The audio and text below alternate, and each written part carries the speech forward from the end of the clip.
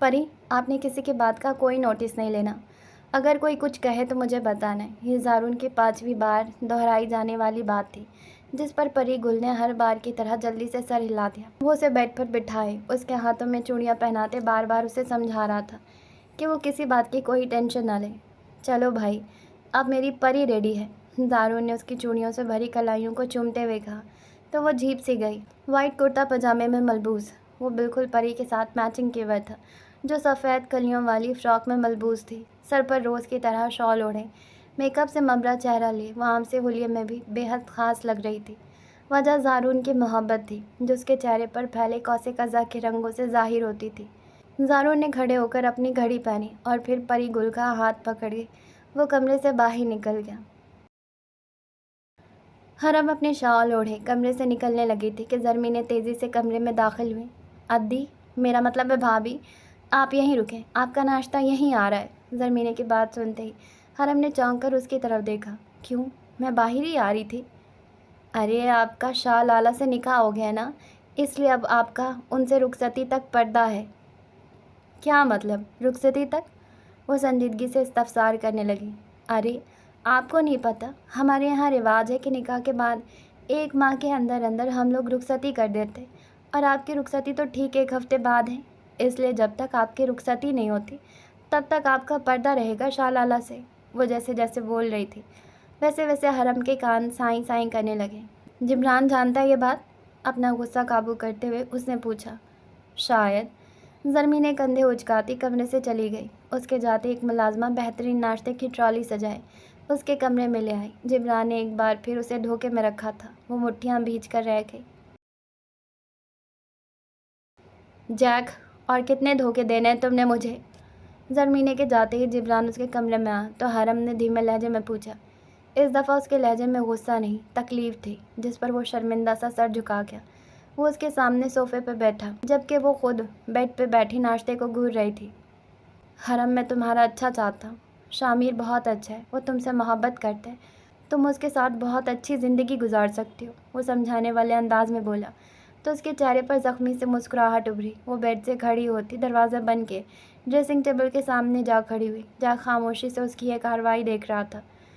उसने गहरा सांस भरते हुए अपने गाल पर अपने हाथ का हल्का सा नाखून खुरचा तो वहाँ से एक बारीक पतली सी सिलिकॉन की लेयर उतरी, जिसके उतरते ही जैक साकित हो गया। वो बारीक सी शीट उसने ड्रेसिंग टेबल पर मौजूद बॉक्स में रख दी और फिर जैक की तरफ घूमी। तुम्हें लगता है वो मेरी इस बदसूरती को देखने के बाद भी मुझसे मोहब्बत करेगा?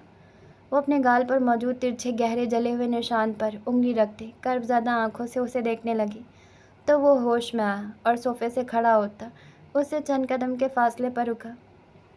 तुमने इसकी सर्जरी नहीं करवाई थी? वो बेयकीनी से पूछने लगा। नहीं, मैंने नहीं करवाई।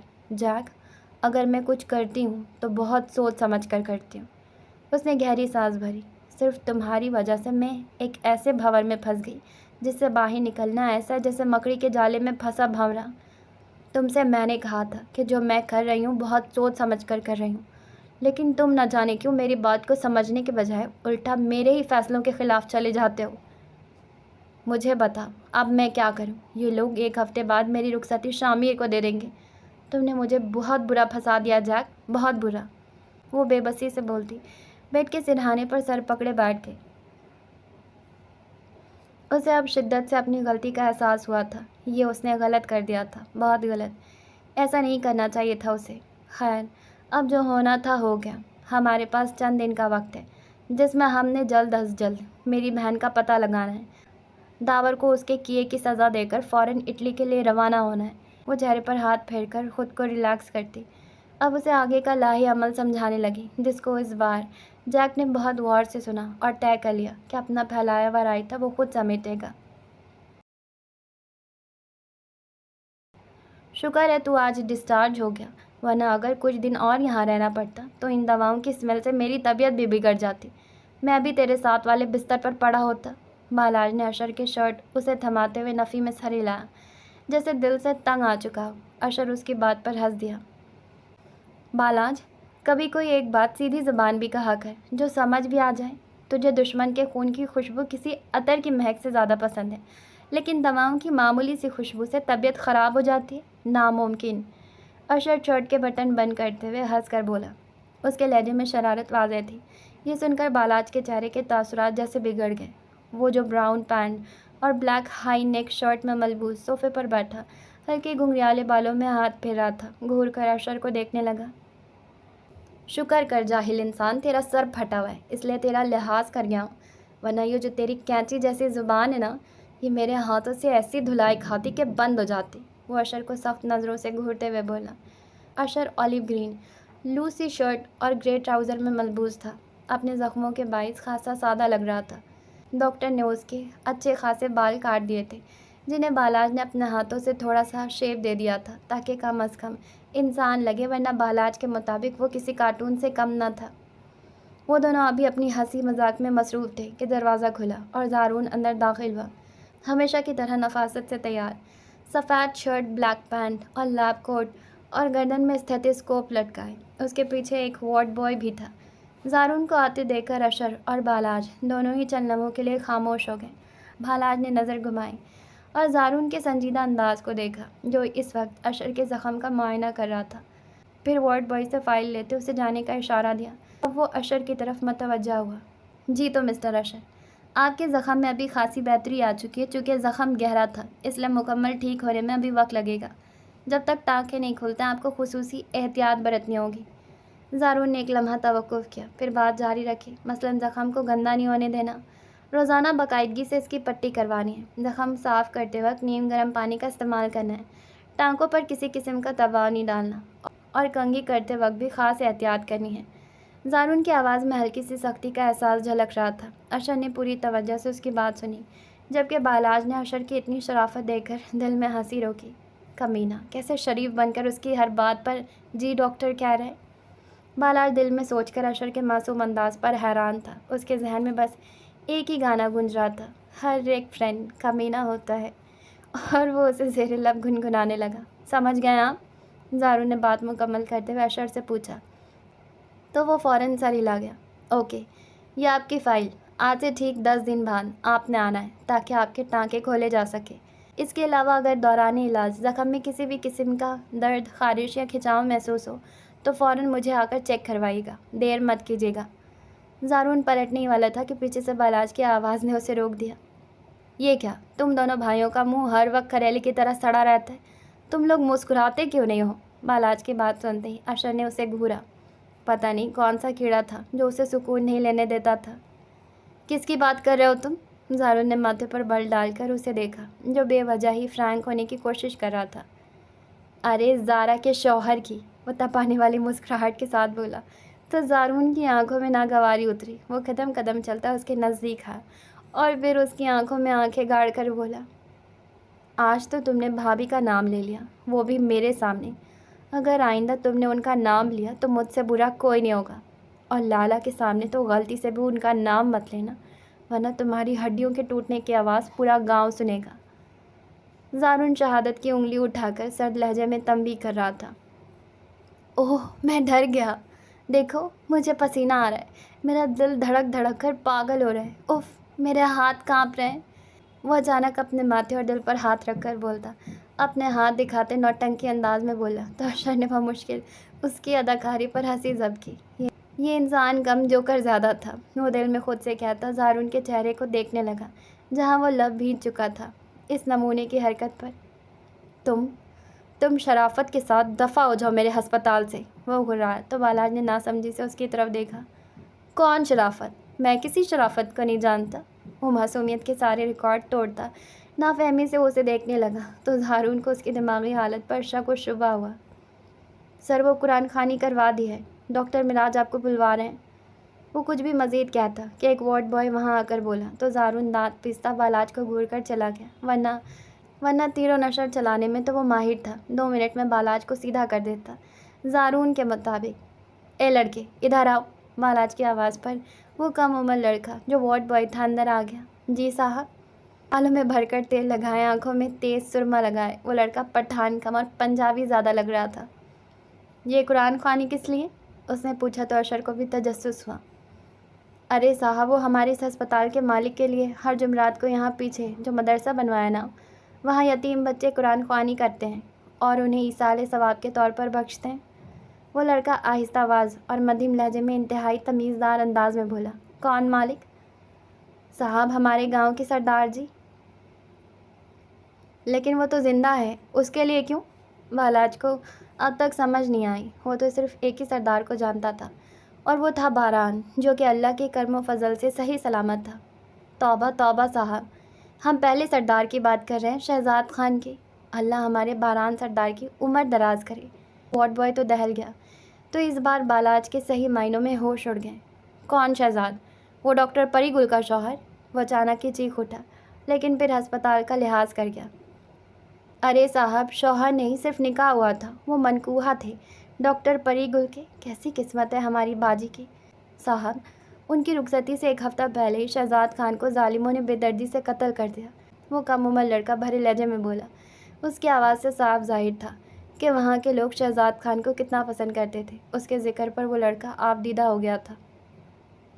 ادھر آؤ اور مجھے بیٹھ کر ساری بات بتا۔ وہ اس بات سے انجان تھا کہ زارا کو شہزاد کے قتل کے بدلے ونی میں لیا گیا تھا۔ بالاج کے کہنے کی دیر تھی کہ وہ کم عمر لڑکا فوراً اس کے پاس بیٹھ کر اسے بتانے لگا کہ کیسے سفیر خان نے اس کے سردار کو قتل کر دیا، اور پھر بڑی پنچایت میں قبول بھی کیا، اور پھر اس کی بہن کو ونی کر دیا گیا۔ یہ سب سنتے ہی بالاج ساکت ہو گئی۔ مطلب سفیر خان نے جسے قتل کیا تھا وہ یہاں کا سردار تھا، لیکن اسے تو بتایا گیا تھا کہ وہ خان حویلی کا سب سے چھوٹا بیٹا ہے۔ اس کے دماغ میں گتھی الجھ گئی تھی۔ اشر کو کچھ سمجھ نہیں آ رہا تھا کہ آخر بالاج اس قدر شوق کیوں ہیں۔ تمہارے پاس اس سردار کی تصویر ہے؟ بالاج نے تیزی سے پوچھا تو وہ نفی میں سر ہلا گیا۔ بالاج کچھ مایوس ہوا، لیکن وہ لڑکا پھر کچھ سوچ کر بولا، صاحب ہسپتال کے انٹرنس پر ان کی تصویر لگی ہے۔ وہ بولا تو بالاج تیزی سے اٹھ کر باہر کی طرف بڑھ گیا، جسے دیکھتے ہی اشر بھی اس کے پیچھے نکل گیا، جبکہ وہ لڑکا کاندھے اچکاتے اپنے کام میں مصروف ہو گیا۔ بالاج تیز تیز قدموں سے ہسپتال کے داخلی دروازے کے پاس آیا، جہاں سامنے دیوار پر تھوڑی اونچی کر کے شہزاد کی تصویر لگی تھی۔ نیلی چمکتی آنکھیں اور ہونٹوں پر مسکراہٹ۔ تصویر پر نظر پڑتے ہی بالاج کی آنکھیں بے یقینی سے پھیل گئیں۔ وہ اتنے دن سے یہاں تھا، لیکن آتے جاتے اس کی نظر اس تصویر پر ایک بار بھی نہیں پڑی۔ اشر جو اس کے پیچھے آیا تھا، اسے ایک جگہ نظر جمائے کھڑا دیکھ کر اس نے اس کی نظروں کے تعاقب میں دیکھا تو وہ بھی اس بار چونک گیا۔ اس کی آنکھوں میں بھی بے یقینی ابھری تھی۔ بے ساختہ ہی بالاج اور اشر نے ایک دوسرے کی طرف دیکھا۔ ان دونوں کے لبوں سے بے اختیار ایک لفظ نکلا تھا، بلیو آئی۔ مامی جان، مجھے ہاسپٹل جانا ہے، زارون کہاں ہے؟ پری گل نے بیگ کندھے پر ڈالتے ہوئے سیڑھیاں اترتے ہوئے اسما خانم سے پوچھا۔ اسما خانم جو مہمانوں کو رخصت کرنے کے بعد اب دوپہر کے کھانے کا انتظام کرنے کے لیے کچن کی جانب بڑھ رہی تھی، رک کر اس کی طرف دیکھنے لگی۔ ہمیشہ کی طرح بڑی سی ایرانی چادر اوڑھے، چہرے کو نقاب سے ڈھانپے، وہ اپنی روئی روئی آنکھوں سے ارد گرد نگاہ دوڑا رہی تھی۔ بچہ وہ تو صبح ہاسپٹل چلا گیا تھا۔ اچھا چلیے میں لالا سے کہتی ہوں، وہ مجھے ہاسپٹل چھوڑ دیں گے، پری گل نے سادہ لہجے میں کہا۔ بیٹا، موسیٰ تو رات ہی کسی کام سے نکل گیا تھا۔ باران اور شاہ میر بھی خان کے ساتھ جرگے میں گئے ہیں۔ اس وقت تو حویلی میں کوئی مرد نہیں۔ اسما خانم کی بات سنتے ہی اس کے چہرے پر واضح پریشانی ابھری۔ مامی جان، میرا ہاسپٹل جانا بہت ضروری ہے، وہ پریشان ہوئی تھی۔ اسما خانم نے وقت دیکھا، جرگے سے واپسی میں ابھی خاصا وقت باقی تھا۔ اسی لمحے ارمان سیٹی بجاتا بائک کی چابی انگلی میں گھماتا داخلی دروازے سے داخل ہوا۔ لو ارمان آ گیا، تم اس کے ساتھ چلی جاؤ، اسما خانم نے کہا۔ ارمان جو اندر کی جانب بڑھ رہا تھا ان کے قریب آ گیا۔ ہیلو بیوٹیفل لیڈیز، کیا ہوا، پریشان لگ رہی ہیں؟ وہ آنکھیں سکیڑ کر شوخ انداز میں بولا تو اسما خانم مسکرا دیں۔ بچہ، گل کو ہاسپٹل جانا ہے اور کوئی نہیں ہے جو اسے لے جائے، تم چھوڑ دو اسے۔ انہوں نے اس کے بالوں پر ہاتھ پھیرتے نرمی سے کہا۔ ارے کیوں نہیں، میں آپ کو چھوڑ دوں گا ہنی، وہ شوق سا بولا۔ پری گل کی آنکھوں میں ناگواری ابھری۔ ارمان، تمہیں کتنی بار کہا ہے مجھے ہنی مت کہا کرو، میں تم سے بڑی ہوں، مینے کی طرح ادی کہا کرو۔ اس کے لہجے میں آج سنجیدگی ہی نہیں سختی بھی تھی، جو نہ صرف ارمان بلکہ اسما خانم نے بھی محسوس کی، مگر وہ چپ رہیں۔ مامی جان رہنے دیں، میں آج نہیں جاتی، وہ بول کر پلٹی۔ بیٹا، اگر تمہارا کام ضروری ہے تو ارمان کے ساتھ چلی جاؤ، اور ارمان تم گل کو تنگ نہ کیا کرو، انہوں نے مصنوعی ڈانٹ سے کہا تو ارمان نے سر ہلا دیا۔ اسما خانم کی بات کو ٹالنا پری گل کے لیے ممکن نہ تھا، اس لیے سر جھٹکتی خاموشی سے ارمان کے ساتھ روانہ ہو گئی۔ مجبوری تھی، ورنہ وہ ہرگز نہ جاتی۔ تمہیں یاد ہے اشر؟ یہ وہی ہے؟ بالاج نے کار چلاتے ہوئے اشر سے پوچھا تو اس نے فوراً اس بات میں سر ہلا دیا۔ بالکل یہ وہی ہے، لیکن ایسا کیسے ہو سکتا ہے؟ وہ یہاں کا سردار تھا۔ اشر بھی خاصا الجھا ہوا دکھائی دے رہا تھا۔ وہ دونوں خاموشی سے ہاسپٹل سے نکل آئے تھے، لیکن ایک نئی راز بھری گتھی ساتھ لے کر۔ اشر، یہاں جو کچھ باہر سے سیدھا دکھائی دے رہا ہے وہ اندر سے ویسا ہرگز نہیں ہے۔ بہت بڑی گیم کھیلی ہے جس سے یہ سب لوگ انجان ہیں۔ بالاج کے لہجے میں غیر معمولی سنجیدگی تھی۔ یہ وہ بالاج نہیں تھا جو سب کو دکھائی دیتا تھا۔ شہزاد خان دوہری زندگی گزار رہا تھا۔ ایک طرف وہ ایک نرم مزاج، خوش اخلاق، رحم دل سردار تھا جسے سب جانتے تھے، اور دوسری طرف وہ نیٹ ورکنگ کی دنیا میں بلو آئی کے نام سے مشہور ایک ہیکر تھا۔ کچھ عرصے پہلے بالاج نے ایک خاص کام کے لیے شہزاد عرف بلو آئی کو ہائر کیا تھا۔ کام میں ایک بڑی خرابی آ گئی اور شہزاد کو مجبوراً ملائیشیا آ کر بالاج سے ملنا پڑا۔ ڈی کے ہاؤس میں داخلے کے لیے اسے اپنا چہرہ دکھانا پڑا تھا، جس کی طرف اس وقت بالاج نے خاص دھیان نہیں دیا تھا، لیکن آج جب پتہ چلا کہ شہزاد مر چکا ہے تو وہ ششدر رہ گیا۔ اگر وہ مر چکا ہے تو وہ کون ہے جو پچھلے 1 ماہ سے ہمارے لیے کام کر رہے؟ اصل مسئلہ یہ تھا۔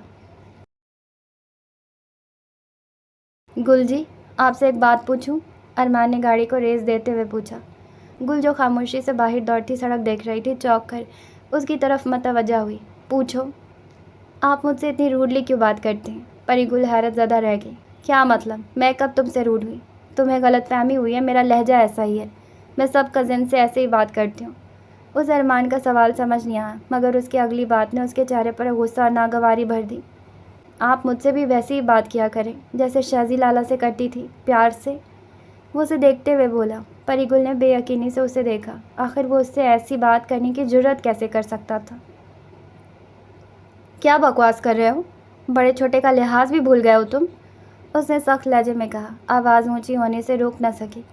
میں بکواس نہیں کر رہا، جو مر چکا ہے آپ ابھی تک اسی کا سوگ منا رہی ہیں۔ پتہ ہے رات کو آپ کے رونے کی آوازیں، آپ کی سسکیاں مجھے کتنا دکھ دے رہی تھی۔ وہ گاڑی کو جھٹکے سے روکتا اس کی طرف جھکتا ہوا برہم لہجے میں بولا۔ اس کی بات پر پری گل کے قدموں تلے سے زمین نکل گئی۔ اسے یاد تھا وہ کمرہ لاک کر کے سوئی تھی اور حویلی کے ہر کمرے میں ساؤنڈ پروفنگ تھی، تو پھر یہ کیسے ممکن تھا؟ اسے بے ساختہ خود کی طرف جھکے ارمان سے خوف محسوس ہوا۔ وہ خوف سے آنکھیں پھیلائے اسے دیکھ رہی تھی، یا شاید وہ ارمان کا یہ روپ پہلی بار دیکھ رہی تھی۔ بالاج، مل گئی ویڈیو۔ اشر کی بات سنتے ہی بالاج نے جھٹکے سے بریک لگا کر اس کی طرف دیکھا اور پھر لیپ ٹاپ پکڑ لیا۔ جو ویڈیو زارون 2 ماہ سے حاصل نہ کر پایا تھا، وہ بالاج نے صرف 5 منٹ میں نکال لی تھی۔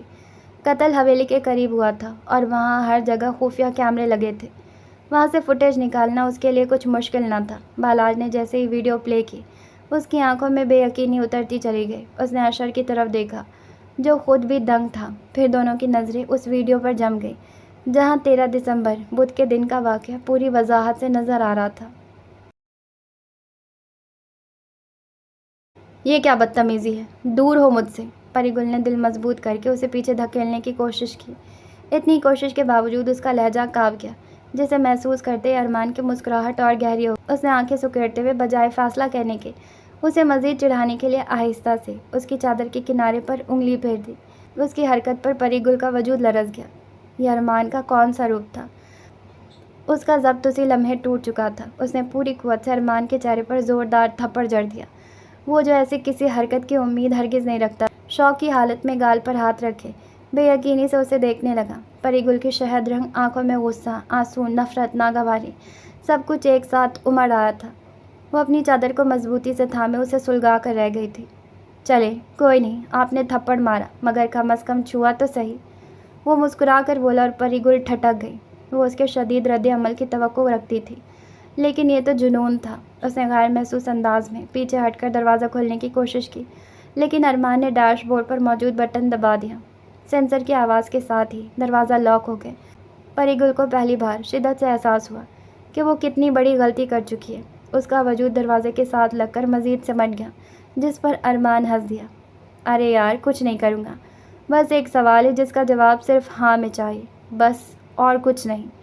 پری گل جو چپکے سے اپنے پرس سے پیپر اسپرے نکالنے کی کوشش کر رہی تھی، چونک کر اسے دیکھنے لگی۔ شادی کرو گے مجھ سے؟ یہ سوال نہیں تھا، یہ گویا تیزاب تھا جو اس کے کانوں میں اڈیلا گیا۔ وہ ششدر رہ گئی۔ اسے ارمان سے اس بات کی قطعاً توقع نہیں تھی۔ اسے آج سمجھ آیا کہ چہرے کبھی بھی بھروسے کے قابل نہیں ہوتے۔ میں تم پر تھوکنا بھی پسند نہیں کرتی اور تم شادی کی بات کر رہے ہو؟ وہ غصے سے چیخی۔ اس کے چہرے پر نفرت جھلک رہی تھی۔ ارمان کا چہرہ اس وقت دنیا کا سب سے مکروہ چہرہ لگ رہا تھا۔ ہنی، کیوں تنگ کر رہی ہو؟ دیکھو، تمہارے شہزاد سے زیادہ ہینڈسم ہوں، زیادہ پیارا ہوں۔ وہ بازو پھیلا کر خود کی طرف اشارہ کرتا سرد لہجے میں بولا۔ یہ جملہ پری گل کو اندر تک تڑپا گیا۔ شہزاد کے لیے اس کے دل میں عزت، محبت اور عقیدت تھی۔ وہ یہ سب برداشت نہیں کر سکتی تھی۔ خبردار، جو میرے شوہر کے بارے میں ایک لفظ بھی مزید بولا تو مر چکا ہے تمہارا شوہر۔ ارمان نے اس کی بات کاٹ کر دہاڑتے ہوئے کہا۔ میں نے خود اپنے ہاتھوں سے مارا ہے اسے۔ اب شہزی نہیں، ارمان کہنا سیکھو۔ اس کے الفاظ گاڑی میں گونجے اور فضا سناٹے میں ڈوب گئی۔ پری گل کی آنکھیں نم ہو گئی اور وجود ساکت۔ یہ کون سا راز تھا جو کھلا تھا؟ یہ صرف راز نہیں، تباہی تھی۔ ارمان کو اپنی زبان سے نکلے الفاظ کا احساس ہو چکا تھا، لیکن مجال ہے کہ کوئی پچھتاوا اس کے چہرے پر ظاہر ہوا ہو۔ تم نے میرے شہزی کو؟ نہیں، یہ ممکن نہیں۔ وہ نقاب سے ڈھکے ہونٹوں پر ہاتھ رکھے کانپتی آواز میں بولی۔ وہ نفی میں سر ہلا رہی تھی، جیسے چاہتی ہو کہ کوئی آ کر اسے جگا دے اور یہ بھیانک خواب ٹوٹ جائے، مگر یہ خواب نہ تھا، یہ حقیقت تھی۔ دیکھ لو، تمہاری محبت نے مجھے قاتل بنا دیا، وہ سرد لہجے میں بولا۔ بچپن سے تمہیں پسند کرتا ہوں، مگر تم صرف شہزی لالا کو دیکھتی تھی۔ خان بابا نے تمہارا رشتہ ان سے بچپن میں ہی طے کر دیا، ورنہ تم مجھے یوں اگنور نہ کرتی۔ اس دن چھت پر جب تم دونوں کو ساتھ دیکھا تو مجھ میں ایسی آگ لگی کہ ایک دن کا بھی انتظار نہ کر سکا۔ اسی دن مار دیا اسے۔ وہ گویا ہوا اور آخر میں ڈرامائی انداز میں بالوں میں ہاتھ پھیرتے جبڑے بھیج گیا۔ 2 ماہ پہلے۔ ایمینے، ادھر آؤ۔ شہزاد نے زرمینے کے کمرے کا دروازہ کھٹکھٹایا۔ زرمینے، جو کتابوں میں الجھی بیٹھی تھی، فوراً دوپٹہ سنبھالتی دروازہ کھولنے آئی۔ ارے شہزی لالا، آپ آئیں نا اندر، وہ راستہ دیتے ہوئے بولی، مگر شہزاد نے منع کر دیا۔ وہ اکثر زرمینے کے کمرے میں آ کر پڑھاتا تھا اور دونوں کی دوستی سب کو معلوم تھی۔ شہزاد زرمینے کا کزن ہونے کے ساتھ رضاعی بھائی بھی تھا۔ ارے چھوڑو، مجھے تم سے ایک کام ہے، جلدی سے کر دو میری پیاری بہن۔ وہ ادھر ادھر دیکھتا پیار سے مکھن لگا رہا تھا۔ زرمینے فوراً سمجھ گئی کہ کوئی کام ہے، اس لیے ذرا نخرے سے بولی۔ پہلے بتائیں کیا کام ہے؟ سائنس کا پروجیکٹ بنانا ہے میرا۔ ٹھیک ہے، مت کرو، بابا سے کہتا ہوں کل ہی موسیٰ کا رشتہ کہیں اور طے کر دے۔ وہ مصنوعی غصے میں پلٹا تو زرمینے فوراً بازو سے لپٹ گئی۔ ارے آپ تو ناراض ہی ہو گئے، توبہ توبہ۔ وہ مصنوعی ہنسی کے ساتھ معصومیت سے اسے دیکھنے لگی۔ شہزاد جانتا تھا زرمینے موسیٰ کو پسند کرتی اور اس کی آنکھوں کی چمک کو ہمیشہ بھانپ جاتا تھا۔ آخر وہ اس کی بیسٹی تھی۔ اچھا سنو، اب دھیان سے۔ شہزاد نے اسے پلان بتایا اور جیسے جیسے سمجھایا زرمینے نے اسی انداز میں عمل کیا۔ 10 منٹ بعد وہ پری گل کو سنترے کھلانے اور دھوپ کا مزہ لینے کے بہانے چھت پر لے گئے۔ کچھ دیر بعد پانی کا بہانہ بنا کر نیچے آئی۔ سیڑھیوں پر کھڑے شہزاد کو تھمز اپ کا سائن دیا تو شہزاد نے اسے وہاں سے جانے کا اشارہ کیا اور خود چھت کی طرف بڑھ گیا، جبکہ وہ شرارتی مسکراہٹ کے ساتھ سیڑھیوں پر پہرا دینے کھڑی ہو گئی۔ ارمان چھت کے بیک سائڈ پر موجود ایک کمرے میں بیٹھا کسی انٹرنیشنل میٹنگ میں مصروف تھا۔ وہ اپنے ایئر پوڈز کانوں میں لگائے گہری سنجیدگی سے کسی پریزنٹیشن پر نظریں جمائے بیٹھا تھا۔ جب میٹنگ اختتام کو پہنچی، اس نے سکون سے سانس لیا، لیپ ٹاپ بند کیا اور دھیرے قدموں سے کمرے سے باہر نکلا۔ چھت پر موجود درمیانی سی راہداری سے گزرتے ہوئے اچانک اسے وہاں کسی کی موجودگی کا احساس ہوا۔ یہ حصہ عام طور پر خواتین کے لیے مخصوص تھا، جہاں بے پردگی کا کوئی امکان نہیں تھا۔ ماربل سے چمکتا چمچماتا فرش اور دیواروں پر لگے اونچے اونچے شیڈز اس انداز میں بنے تھے کہ دھوپ چھنی چھنی سی پڑتی اور ماحول کو روشن و پرسکون بناتے۔ ارمان نے محتاط انداز میں دیوار کے پیچھے سے جھانکا تو منظر دیکھ کر اس کے قدم جیسے زمین میں دھس گئے۔ سامنے شہزاد اور پری گل ساتھ کھڑے تھے، ایک دوسرے کے اتنے قریب جیسے ان کے درمیان پوری دنیا ختم ہو گئی ہو۔ ارمان کی آنکھیں لال انگاروں کے مانند دہکنے لگی۔ حسد کا لاوا اس کی رگوں میں جیسے پگھلتا ہوا دوڑ گیا۔ وہ شہد رنگ آنکھوں والی لڑکی کو ہمیشہ سے پسند کرتا تھا، اور کب سے یہ پسند محبت میں ڈھلی اسے خود بھی خبر نہ ہوئی۔ اس نے جب بھی پری گل کو دیکھا چادر میں لپٹا باحیا اور باوقار پایا، لیکن آج اسے شہزاد کے ساتھ یوں بے تکلف دیکھ کر وہ جل کر راکھ ہونے کو تھا۔ جو چال وہ چند روز بعد کھیلنے والا تھا، اس نے فیصلہ کیا کہ وہ آج اسی وقت اسے انجام تک پہنچائے گا۔ اس نے جیب سے فون نکالا اور شہزاد کا نمبر ڈائل کیا۔ چند ہی سیکنڈ میں شہزاد نے کال ریسیو کر لی۔ لالا، پرانے پل کے قریب بہت بڑا مسئلہ ہو گیا ہے، فوراً آ جائیں، ارمان نے پریشانی بھرے لہجے میں کہا۔ شہزاد نے بنا کوئی سوال کے فوراً وہاں سے نکلنے کا فیصلہ کیا۔ جاتے جاتے وہ پری گل کی پیشانی چوم گیا۔ یہ منظر ارمان کے دل میں ایسی آگ لگا گیا جس نے ساری انسانیت، ساری محبت، سارے رشتے راکھ کر دیے۔ پری گل بھی شہزاد کے پیچھے ہی واپس پلٹی۔ راستہ خالی ہوا تو ارمان جھٹ سے سیڑھیاں اترتا حویلی کے بیک سائڈ سے پرانے پل کی طرف روانہ ہو گیا۔ ایک بھائی دوسرے بھائی کا دشمن بن چکا تھا اور یہ منظر دیکھ کر کائنات کا ذرہ ذرہ کانپ اٹھا۔ شہزاد کی گاڑی دھول اڑاتی پرانے پل کے قریب پہنچی تو وہاں کا سناٹا اور ویرانی دیکھ کر وہ حیران ہوا۔ ارمان نے تو کہا تھا کہ یہاں کوئی ہنگامی صورتحال ہے، مگر یہاں تو خاموشی چھائی تھی۔ ابھی وہ صورتحال کا اندازہ ہی لگا رہا تھا کہ ایک بلیک BMW وہاں آ کر رکی۔ دروازہ کھلا اور اس میں سے olive green half sleeve T shirt, navy نیڈو پینٹ اور گلے میں باریک کانچ کے لاکٹ پہنے ارمان باہر نکلا۔ اس نے بلیک جاگرز میں مکید قدم باہر رکھا اور تیز قدموں سے شہزاد کے قریب آیا۔ شہزاد نے آنکھیں سکیڑے ارمان کو دیکھا۔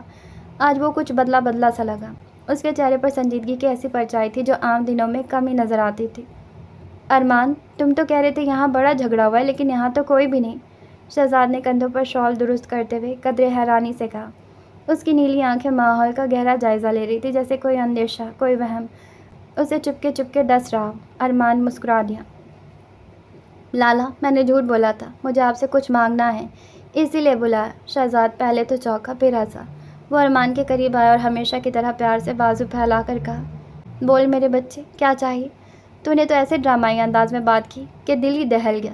ارمان اکثر ایسی فرمائشیں شہزاد سے کیا کرتا جو تایا جان منع کر دیا کرتے تھے۔ 2 دن پہلے بھی شہزاد نے اسے لاکھوں کی نئی سپورٹس بائک لے کر دی تھی، ہمیشہ کی طرح دل سے۔ لالا، آپ کو یاد ہے بچپن میں اگر مجھے آپ کی کوئی چیز پسند آتی تو آپ بنا کسی اعتراض کے مجھے دے دیتے تھے، چاہے وہ چیز آپ کی کتنی ہی محبوب کیوں نہ ہو۔ شہزاد نے مسکرا کر سر ہلایا۔ ہلکی ٹھنڈ اور تیز ہوائیں روح کو چھو رہی تھی۔ فضا میں سکوت تھا، سوائے ان دونوں کے وہاں کوئی نہ تھا۔ یہ پرانا پل تھا، برسوں سے تنازع کا شکار، سناٹا ہی اس کا مقدر بن چکا تھا۔ تو اگر آج میں آپ سے آپ کی ایک چیز مانگوں، کیا آپ دیں گے؟ شہزاد کے چہرے پر ہنسی بدستور قائم تھی، لیکن دل کے کسی کونے میں کوئی خلا پیدا ہونے لگا تھا۔ شاید ارمان کا بار بار یہ بات دہرانا اسے عجیب لگ رہا تھا۔ ارمان، میرا بیٹا ہے تو، جو چاہے مانگ لے، یہ تمہید کیوں باندھ رہا ہے؟ مجھے پری گل چاہیے۔ شہزاد کی ارمان کے بالوں میں چلتی انگلیاں تھم گئی، ہوائیں جیسے رک گئی، وقت جیسے تھم گیا۔ وہ جھٹکے سے پیچھے ہٹا، اس کی آنکھوں میں بے یقینی ابھرنے لگی، جو لمحوں میں ناگواری اور پھر تیز غصے میں بدل گئی۔ اس کی نیلی آنکھوں کے گرد سختی کی لکیریں ابھر آئیں۔ ارمان، تجھے پتہ ہے مجھے ایسے مذاق بالکل پسند نہیں۔ مذاق کی بھی ایک حد ہوتی ہے، آئندہ ایسی بکواس مت کرنا۔ شہزاد کے بھیجے لب اور چبھتے الفاظ واضح کر رہے تھے کہ وہ خود پر بمشکل قابو رکھے کھڑا ہے۔ ارمان نے آنکھیں بند کی، گہری سانس لی، پھر آنکھیں کھول کر شہزاد کے گلے لگ گیا۔ وہ جو غصے سے اپنے بالوں میں انگلیاں پھیر رہا تھا، ایک پل کو تذبذب میں آ گیا۔ اسے خود پر ضبط رکھنا پڑا، ورنہ کسی بھی غیرت مند شخص کے لیے یہ بات برداشت کرنا ناممکن تھا۔ اس ارمان کو خود سے الگ کرنے کی کوشش کی، لیکن ارمان اس سے پوری طرح سے لپٹ گیا اور اس بار شہزاد اسے جھٹک نہ سکا۔ شہزی لالا، مجھے معاف کر دیں، میں ایسا نہیں کرنا چاہتا تھا، لیکن آپ نے مجھے مجبور کر دیا ہے۔ مجھے بس اتنا یاد رکھنا ہے کہ میں آپ سے بہت پیار کرتا ہوں۔ ارمان کے لفظ شہزاد خان کے دل میں ایک خطرے کی گھنٹی کی طرح بج اٹھے۔ وہ ابھی کچھ سوچ بھی نہیں پایا کہ اچانک فضا میں گولی کی تیز آواز گونج اٹھی۔ شہزاد کے وجود کو ایک زوردار جھٹکا لگا، ایسا لگا جیسے اس کے سینے میں کوئی تپتا ہوا لوہا گھس گیا ہو۔ اس درد کی شدت بیان سے باہر تھی، رگ و جان میں ایسی لہر دوڑ کے جو ہر ذرے کو جلا رہی تھی۔ آنکھوں میں درد کی سرخی چھائی اور پانی بھرا۔ ارمان نے اپنی گرفت ڈھیلی چھوڑ دی اور اسی پل شہزاد اپنا توازن کھوتا گھٹنوں کے بل زمین پر گر پڑا۔ اس کی آنکھوں میں ایک بے یقینی کی زخمی چمک تھی۔ وہ پلکیں جھپکائے بغیر ارمان کو دیکھ رہا تھا، جو پھر سے اپنی بندوق لوڈ کر رہا تھا۔ پھر اس نے سر جھکایا اور اپنے دل کے مقام کو دیکھا، جہاں سے گاڑھا چپچپا خون کا ایک فوارہ پھوٹ رہا تھا۔ کانپتے ہوئے ہاتھ کو اٹھا کر اس نے اپنے دل پر رکھا، جو فوراً خون سے رنگین ہو گیا۔ آج تک سوات کے فضاؤں نے بھائی کے لیے بھائی کو جان دیتے دیکھا تھا، لیکن آج انہی فضاؤں نے ایک بھائی کو دوسری بھائی کی جان لیتے دیکھا، وہ بھی اتنی شدت اور غم کے ساتھ کہ بارش کے پہلے قطرے کی طرح آنسوؤں کی صورت برس پڑی۔ شہزاد کی آنکھ سے نکلنے والا تکلیف کا پہلا آنسو زمین بوس ہو گیا۔ اسے ایسا لگا جیسے اس کی تمام طاقت ختم ہو گئی ہے۔ وہ کچھ کہنا چاہتا تھا، ارمان سے پوچھنا چاہتا تھا کہ اس نے ایسا کیوں کیا۔ اس کے لرزتے انابی ہونٹ خود بخود بند ہو گئے۔ ارمان کی آنکھوں میں بے رحمی کی آگ نے شہزاد کے دل کو جھنجھوڑ دیا۔ بارش کے پانی نے شہزاد کے آنسوؤں کو بہنے سے روک لیا تھا، لیکن اس کی زخمی آنکھیں دل کی درد بھری داستان سنا رہی تھی۔ ارمان 2 قدم آگے بڑھا اور گھٹنوں کے بل اس کے سامنے بیٹھ گیا۔ ارمان، ایسا کیوں کیا؟ اسے وہ مشکل کہا تو وہ کہا لگا کر ہنس پڑا۔ کہا تھا نا مجھے پری گل دے دو، لیکن آپ نے نہیں دی، تو بس یہی راستہ بچا تھا میرے لیے، اور میں نے وہ راستہ چنا۔ شہزاد جو دانتوں سے ہونٹوں کو زور سے کاٹ رہا تھا اور درد سہ رہا تھا، اچانک اس نے ارمان پر جھپٹ پڑا۔ خبردار جو تم نے میری بیوی کا نام بھی لیا، زندہ زمین میں گاڑ دوں گا۔ وہ صرف شہزاد خان کی تھی اور رہے گی۔ وہ چیختا ہوا ارمان کے چہرے پر بے دریغ مکے برسا رہا تھا۔ ارمان جو اس حملے کے لیے تیار نہیں تھا، لڑکھڑا کر زمین پر گرا۔ شہزاد اس پر جھکا اور مسلسل گھوسے مارتا رہا۔ اس کے خون سے بھرا ہوا سینہ ارمان کے چہرے کو رنگین کر رہا تھا۔ اس نے ایک بار پھر گن لوڈ کی اور بنا سوچے سمجھے ایک اور گولی شہزاد کی ٹانگ میں مار دی۔ وہ درد سے چیخ کر زمین پر گر پڑا، جس پر وہ منہ میں آیا خون تھوکتا اٹھ کھڑا ہوا، اپنے بھیگے بالوں کو ہاتھ مار کر پیچھے ہٹا اور انتہائی شفقت سے اس خون میں لت پت وجود کو دیکھا۔ پری گل صرف میری ہے لالا، وہ میرے لیے ہی آئی ہے اس دنیا میں، اور جو اسے مجھ سے چھیننے کی کوشش کرے گا، میں اس کا آپ جیسا ہی حال کروں گا۔ وہ پاگلوں کی طرح اپنی مٹھی میں شہزاد کے بال پکڑ کر اس کی آنکھوں میں آنکھیں ڈال کر بول رہا تھا۔ یہ شہزاد کی بدقسمتی تھی، یہ ارمان کی خوش قسمتی۔ حویلی والوں میں سے کسی کو معلوم نہ تھا کہ شہزاد کہاں اور کس سے ملنے جا رہا ہے۔ شہزاد چیخنا چاہتا تھا، ارمان کا گریبان پکڑ کر اسے جھنجھوڑنا چاہتا تھا، لیکن وہ نہیں کر سکا۔ اس کے جسم سے نکلتا قطرہ قطرہ خون بتا رہا تھا کہ اب وہ کبھی اپنے مورے سے نہیں مل پائے گا، کبھی اپنی شہزادی کو نہیں دیکھ سکے گا۔ یکلخت بجلی زور سے کڑکی، حویلی میں بیٹھی زوبیہ بیگم دہل گئیں۔ ایسا طوفان ہزارہ میں بہت دنوں بعد آیا تھا، لیکن وہ نہیں جانتی تھی کہ اس طوفان میں وہ اپنا سب کچھ گنوا بیٹھی ہیں۔ ارمان، تم جانتے ہو نا، میں پری گل سے بہت محبت کرتا ہوں۔ ابھی تو ہم نے اپنی زندگی جینی ہے، ہم نے ساتھ رہنا ہے، خدا را ایسا مت کرو۔ وہ مضبوط مرد آج رو رہا تھا، لیکن بارش کی بوندوں نے اس کے آنسوؤں کی لاج رکھ لی تھی۔ وہ نہیں رہ سکتی ارمان، میرے بغیر پلیز۔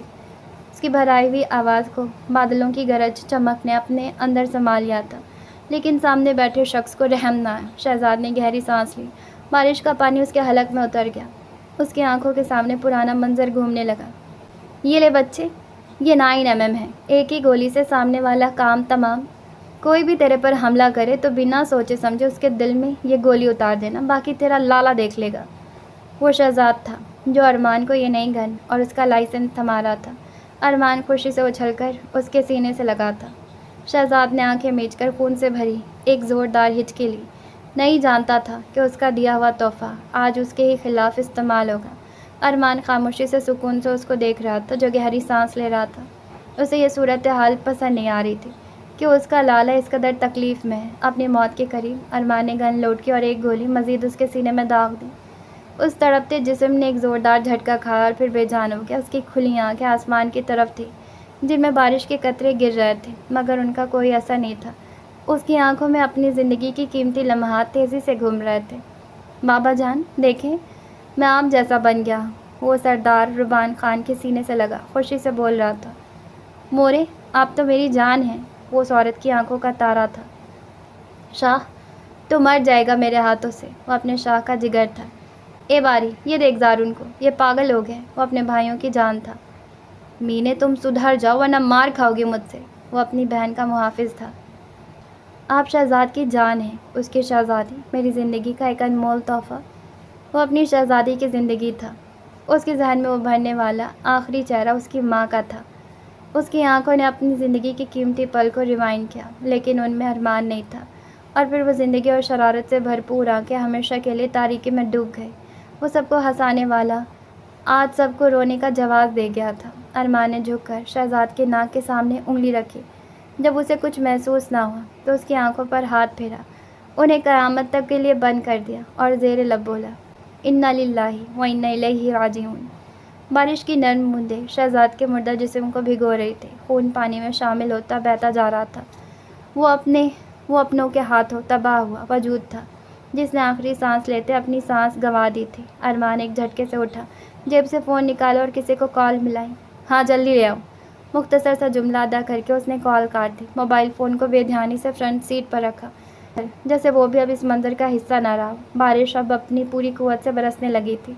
हवा में नमी के साथ धोखे और खून की तेज़ बू तैर रही थी। आसमान पर छाए सियाह बादल गोया फ़िज़ा के जुर्म पर गवाह थे। कुछ ही लम्हे बाद उसके आदमी एक बेहोश शख्स को उठा लाए और ज़मीन पर इस बेदर्दी से फेंका। वो तड़प कर एक तरफ लुढ़क गया। वो सफ़ीर खान था, नशे में धुत, होशो हवास से बेगाना। अरमान ने गहरी सांस ली, जैसे अपने अंदर छुपे किसी खौफ या पछतावे को ज़बरदस्ती दबाने की कोशिश कर रहा हो। आदमियों ने खामोशी से किसी सवाल के बगैर अपना काम शुरू कर दिया। ठोस, बेरहम और नपतुला शहजाद खान और सफ़ीर खान के कपड़ों को इस अंदाज में चाक किया कि लगता था जैसे लम्हा भर कबल इन दोनों के दरमियान झगड़ा हुआ। टूटे हुए बटन चाक, कॉलर और खराश ज़दा चेहरे। अरमान ने चंद कदम पीछे हटकर मंजर एक बार फिर जायज़ा लिया, फिर आहिस्ता से जेब से बिल्कुल वैसे ही गन निकाली जैसे शहजाद के पास थी। जाली शवाहिद का आखिरी टुकड़ा। सफ़ीर खान के बेजान हाथ में वो गन रखकर उसकी मुट्ठी बंद की। इससे कबल वो गन से 3 गोलियां निकाल चुका था। एक ऐसा हिसाब जो सिर्फ वही जानता था। फिर उन लोगों ने शहजाद के मुर्दा वजूद को उठाकर उसकी गाड़ी में डाला और गाड़ी को खाई में धकेल दिया, कुछ इस तरह कि जो भी देखता यही समझता कि गाड़ी बेकाबू होकर खाई में जा गिरी। उस लाहे अमल के बाद उसके आदमी जिस खामोशी से आए थे उसी खामोशी से वापस चले गए। उसने सीना तान कर अपने झूठे बयानिए के आखिरी ईंट रखी, जैसे ये मुकम्मल मंजर अब उसके मकरू जहन की मुकम्मल तस्वीर बन चुका।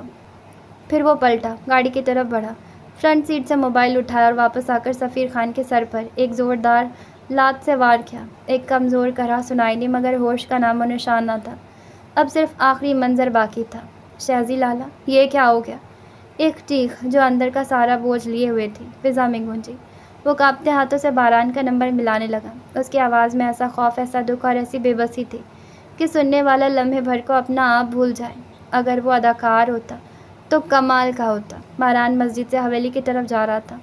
उसके मोबाइल की स्क्रीन पर अरमान का नाम चमका। हल्की सी मुस्कुराहट और नफ़ी में सर हिलाते हुए उसने कॉल अटेंड की, मगर अगले ही लम्हे उसके चेहरे से रंग उड़ गया। लाला, अरमान की चीख भरी आवाज़ गूंजी। बारान ने झटके से ब्रेक मारी। अरमान, क्या हुआ? तुम रो क्यों रहे हो? सब ठीक है ना?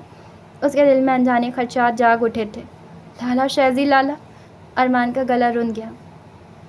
क्या हुआ शहजाद को? उसकी आवाज़ दहाड़ में बदल गई। लाला, सफ़ीर खान ने शहज़ी लाला को कत्ल कर दिया। उसे एक जुमले ने बारान के वजूद की बुनियादें हिला दी। कदमों तले ज़मीन निकलने का मतलब आज उस पर खुला। लम्हा भर के लिए वो पत्थर का हो गया, फिर जैसे होश संभालते चीख उठा। क्या बकवास कर रहे हो? कहाँ हो तुम लोग? गाड़ी दोबारा स्टार्ट करते हुए उसकी रगों में खून उबलने लगा। लाला, पुराने पुल के पास। अरमान हाँफते हुए बोला। बारान ने गाड़ी का रुख बिजली की सी तेज़ी से पुराने पुल की तरफ मोड़ा। अल्लाह की कसम अरमान, अगर ये मजाक हुआ तो तुम्हें ख़त्म कर दूंगा। वो गुर्राया, आंखों में खून उतर आया। उसकी गाड़ी की रफ्तार देखकर गांव के लोगों के कदम खुद ब खुद रुक न सके। वो उसके पीछे दौड़ पड़े। ये पहली बार था कि बारान आबादी वाले इलाके में बेकाबू ड्राइविंग कर रहा था। यकीनन कोई गैर मामूली आफत टूट पड़ी थी। भागते हुए एक शख्स ने ज़र खान को खबर दी। ज़र खान इजलत में जिरगे में घुस आया, जहाँ ज़मीन के तनाज़े की सुनवाई हो रही थी। ये खबर सुनते ही आधा गांव पुराने पुल की सिमत दौड़ पड़ा। पुराना पुल गांव के लिए एक दहशत का निशान था, सुनसान, ख़तरनाक और पुरस्कार। वहाँ जाने का कोई सोच भी नहीं सकता था, लेकिन सवाल ये था, बारान वहाँ क्यों गया?